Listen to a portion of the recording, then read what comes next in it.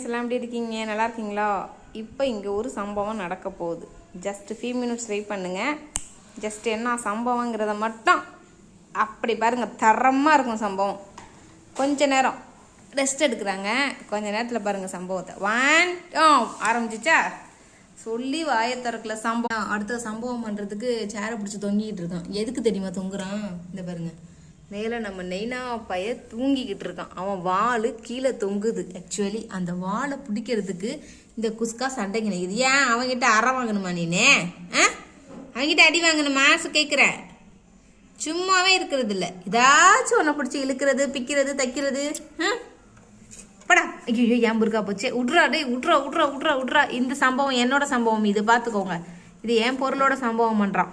இவ்வளோ நேரம் அவ கூட சம்பவம் பண்ணிக்கிட்டு இருந்தான். இப்போ என்னோட வேட்டக்கார பையன் சரியான வேட்டக்காரன்.